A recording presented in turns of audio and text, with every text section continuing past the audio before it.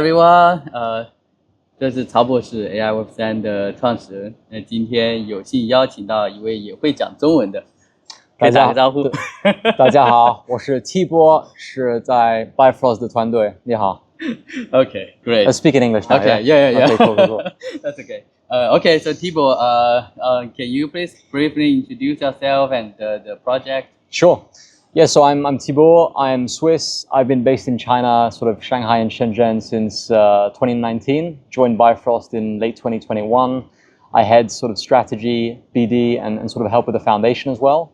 For those who don't know, Bifrost is a dedicated liquid staking app chain leveraging off the Polkadot SDK. And yeah, I'm here today in Singapore for Polkadot Decoded Asia, and we'll be at Token 2049. Oh, that's wonderful. How is the trip to here? Yeah, it's been good, not too far from Shenzhen. And yeah, it's always good to be here, It's probably the busiest event conference in Asia. Mm-hmm. There's obviously some in Hong Kong, but this is still the biggest. There's 800 side events and stuff like that. Mm-hmm. So it's good to be here, and I think for us, we're here with the team, try and sort of meet our partners, engage with different teams as well. And yeah, we look forward to this week. Is this the first time you come to Singapore? No, I've been here many times, actually. Many times. Nice. I mean, I've been coming for the last 3 years for Bifrost at Token 2049. And then before, when I was working in TradFi, I used to come here a lot as well for meetings and so forth. There's a lot of capital in Singapore. Hong Kong and Singapore are obviously the financial hubs of Asia. So I've been here many times, yeah. Wow, that's nice. Yeah. And so what do you think the country or city can be the center of Web3 in the future? Yeah, it's a difficult one. I think that you need to find a bit of a mix, right? You need to find a place where you've got obviously intellectual capital, so builders, right, developers, and then you need to have a place where there's capital as well, right? So obviously I think currently there's a lot of a disparity around where people are building and where sort of the intellectual capital is and where the capital is. So I mean, in the US, for example, you've got New York, where there's obviously builders, but a lot of TradFi capital, a lot of money. It's still sort of the financial capital of the world. And then you've got SF, where you obviously have a lot of the venture. But that obviously is in America. And we'll have to see with the presidential election and what happens with their policy. On the Asia front, I'm relatively bullish with, I think, Hong Kong, because Hong Kong is obviously close to China, with Shenzhen, the Greater Bay Area. A lot of the guys there building are obviously coming to Hong Kong as well. I think there's a bit more leniency and there's a lot of capital. So I'm actually quite bullish on the Hong Kong area and Greater Bay. That's nice. So if you have opportunity to have a cup of coffee with a big guy in Web3, who will be the guy? So look, I mean, there's obviously a lot of guys out there. I actually prefer speaking to guys who are less academic and who are a bit more pragmatic. So I think one guy I'd actually really like to sit down with and have a coffee with would be Pac-Man from Blur and Blast. Oh, nice. I'd like to have I'll tell you why though. Firstly, because he's obviously a young guy, grew up in the US, Y Combinator. Blur was obviously a pretty big, project in terms of how it sort of shifted the NFT space. And let's not forget, Blast was obviously the first sort of leader in the whole points program. And I think he's a very smart guy in terms of gamifying game theory, tokenomics, and the point system. He understands the psychology of users and the game. So I'm actually quite bullish on sort of how he's contributed, massively to the space. And I think now with Blast, they've obviously seen a pretty big shift in terms of TVL. A lot of builders have left as well. Right. But I think there's a focus on mobile. So I think we'll see a shift there. So I think he's on a lot of trends and leading a lot of narratives. And I would be pretty interested in sitting down with the guy and hearing his thoughts. Yeah. Nice, that's great. So next question: what's your most favorite blockchain application? Bifrost, man. Bifrost, okay. Simple, simple, man. Simple, okay. Simple, honestly. Yeah, okay. Don't get me killed, man. It's Bifrost, man. Okay. So if you are so lucky in Polkadot Decoded Asia and someone just dropped 10 dot token, you get it for free. What are you going to do with them? Liquid stake it on Bifrost. VDOT. Simple. Is the APY good? Very good. Competitive APY, interesting use cases. Liquid stake it, dollar cost average it via hydration, buy some other, maybe some stables or some meme coins, But I think overall, liquid staking, specifically in this market and where dot price is right now, I would basically just, put that to the side, accumulate passive yield, competitive yield, and just sort of wait. And I would also say that there's obviously some interesting things happening soon, right, with hydration and Bifrost as well. So I think, yeah, that's probably what I would do with my dog. So can you tell a little bit about the latest development about Bifrost? Any kind of a big update we're coming and Sure. and we can try or excited about? Yeah, I mean, look, let's not forget, like, historically speaking, you know, Bifrost, we've been sort of in the scene since 2020, right? We've been sort of pushing the liquid staking narrative since then, when liquid staking wasn't hot, right? Right. It was on Ethereum, no one was talking about it. And I think we were doing the crowd loans, which was quite innovative regarding its mechanism, and liquid staking. I think liquid staking now, after the merge, is obviously clear. It's the biggest sector in DeFi.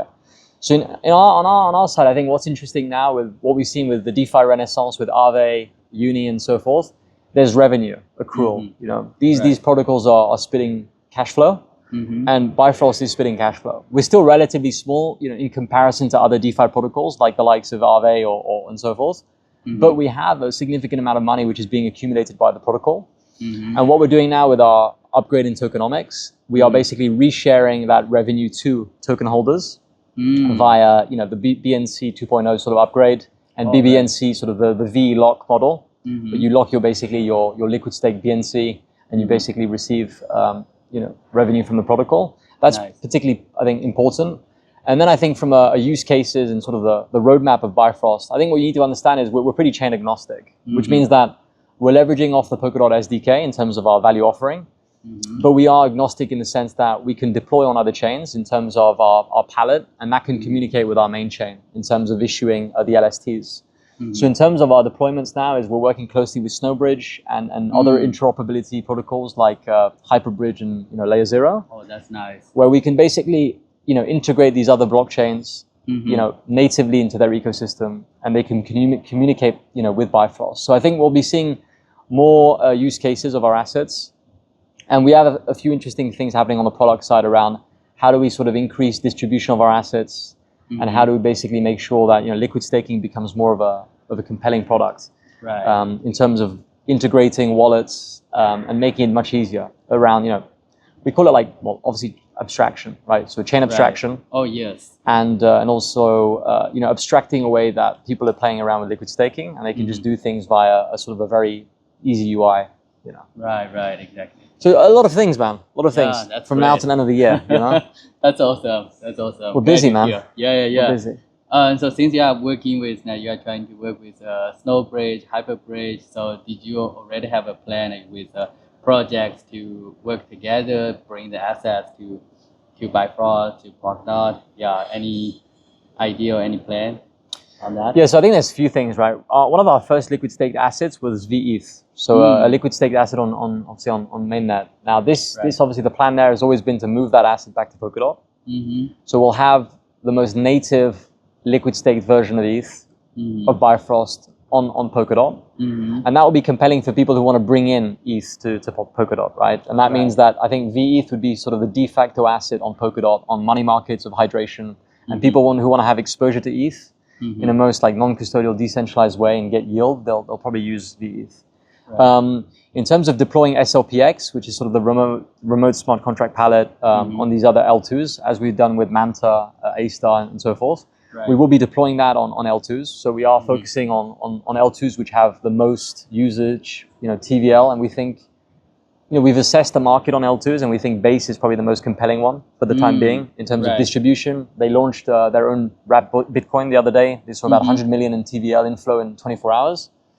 So I think what we'll be doing is two things, right? We're going to make sure that we keep making sure that VDOT is an important asset within the ecosystem. We want to make sure people stop natively staking and doing non-pools and put their asset to work, right, while securing the network. So I think with hydration going out with their money market and their stablecoin, that will be important. And then with SLPX launching on other L2s, we can tap into the native ecosystem there. So we could work with existing native builders on Base, on other L2s, and, you know, say to them, look, guys, we've got our stack there. You can build off games, build up protocols, dApps on top of that. Right. So that's sort of the angle we're taking. And we've also have the reward share program, which means that, you know, the protocol takes about a 10% tax on staking yield. We can share that with partners as well. So there's a bit of a compelling, there's an alignment there between partners saying, look, guys, you can have access to our stack. and on top of that, you can also benefit from the volume that's going through it. So I think there's a good incentive alignment there with partners. Oh, that's great. To sort of grow the protocol and grow distribution. Right, I really like that. Is there any requirement to join your reward share program? Well, I mean, look, there's no requirement. I mean, the requirement is essentially that there's a process. You have to go through governance. I mean, at least push it on a discussion forum. The community has to be aware of it. The likes of Staking Rewards, which is a pretty popular staking dashboard, they've applied. They've successfully started. Talisman, which is obviously native to the ecosystem, have also pushed it. Right. We've got a few other wallets also applying. We've got some protocols applying. There isn't really a requirement. The requirement is essentially push your discussion forum, explain to us or explain to the community why, how you're going to do it. Right. What's the benefit to you guys and to us? How much of the commission do you want to take? And then the fellowship of Bifrost, so sort of the key contributors to the ecosystem, then we'll vote. Oh, I see. And then it goes through. That's interesting. And I mean, the idea here essentially is that if you're a user on the DEX, rather than having to cross your asset and so forth to Bifrost, you would be able to, depending on that partner's proposal, you'd be able to maybe mint the assets directly on a UI.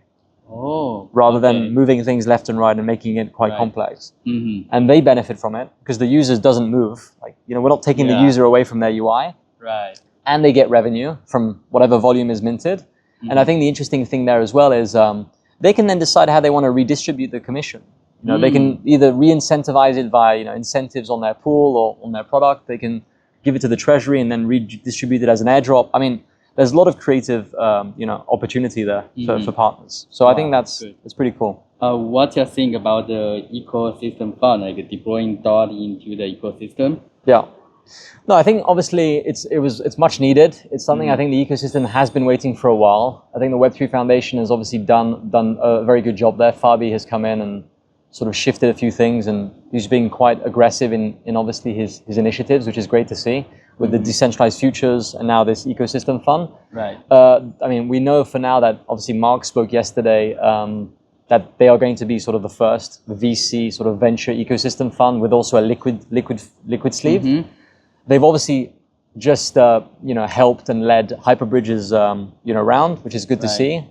But in terms of for us, I think it's needed. I mean, I think a lot of teams that I've spoken to who are looking to raise, they've had a lot of difficulty raising because they sell that their project is building on Polkadot. And as we know, as a VC, your mandate is to generate alpha for your LPs. Maybe being associated to Polkadot, unfortunately for these guys, is not positive. So it's good that we have an entity which can help these teams out. And then for us, Bifrost specifically, I think the good thing is that we need more liquidity. There's been unfortunately from the hierarchy, from academics at the Web3 Foundation, from maybe Parity, there's been a resistance for DeFi and potentially the likes of liquid staking because they think that there's security assumptions, it's whatever. But if we can have an entity like SkyTel's ecosystem fund gradually deploy, not aggressively, but in a risk-adjusted way into VDOT, and then use primitives and drive more liquidity on chain rather than just parking their money natively. Right. And I mean, you're not adding any value there. You're providing more security than you need. You're getting this passive, yield, which is quite high compared to others POSs, but we're not driving any liquidity and on-chain activity. And this is what the ecosystem is missing. So I think the mandate and the decision there is very positive. And I mean, we're going to be looking to work with them very closely to see how they can help the ecosystem there. And I think the lowest hanging fruit would be to move some of that DOT into VDOT and then to see what we can do with that VDOT for them.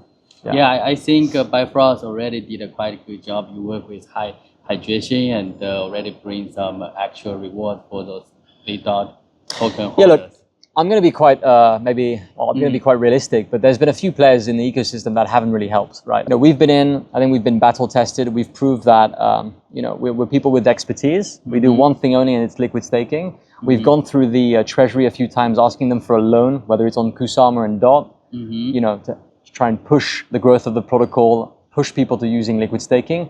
We're about 8.5 million DOT now, maybe 4,000 stakers with VDOT. So the idea is really, we need to keep working with partners in the ecosystem which have a shared vision and add value. Hydration has been that team, right? They've got the Omni Pool, they've got the Yield DCA, which is a good product. They've got the money market, which is coming out. And we speak to a lot of people, and people want to have a money market, right? Right. So I think this is the key right now, is working with key partners and being quite focused on building with these guys. That's great. Yeah. The next question I want to ask is, what do you think will be the most exciting thing for you this year? For myself personally, or for Bifrost? Either, yeah.